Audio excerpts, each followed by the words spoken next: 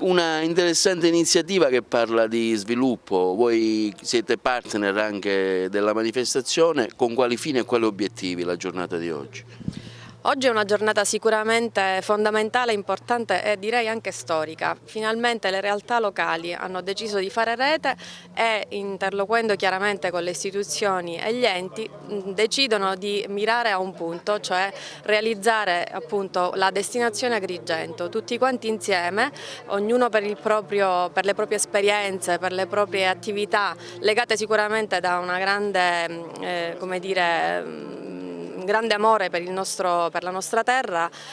decidono appunto di camminare insieme e arrivare finalmente ad accogliere i turisti e i viaggiatori come Agrigento merita. Gigi Montalbano è dell'Associazione Guide Turistiche, voi avete un ruolo sicuramente importante e determinante nell'accogliere il turista straniero che arriva qui in città. Io direi che da un'iniziativa come questa, che sicuramente parte con i migliori auspici, ci si deve attendere da parte di chi opera veramente nel campo che dalle parole si passi finalmente ai fatti, che questa rete fra i vari operatori si possa risolvere realmente in una fattiva collaborazione e nella maturazione di un concetto, che maturazione vera intendo dire, soltanto se si lavora insieme avendo un obiettivo comune e avendolo realmente interiorizzato come l'obiettivo principe, in questo caso la destinazione Agrigento, si può arrivare a fare qualche cosa che sia valido per i nostri visitatori e che faccia loro percepire che Agrigento non è un luogo dove si mettono insieme quattro gatti per fare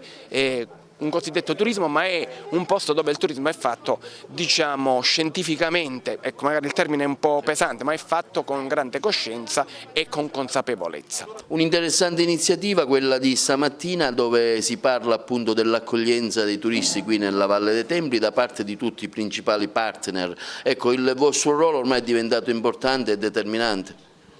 Sì, è una bella iniziativa, devo dire, piena di energia. Sono, come dire, sensazioni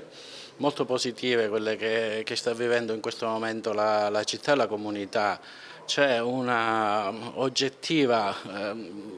come dire, riconoscimento di un livello reputazionale a livello internazionale altissimo della Valle dei Templi,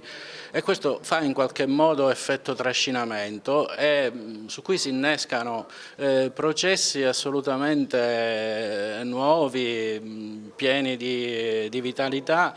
soprattutto da parte, come abbiamo visto, del settore, diciamo, giovanile e imprenditoriale. È una bella realtà che speriamo si consolidi sempre di più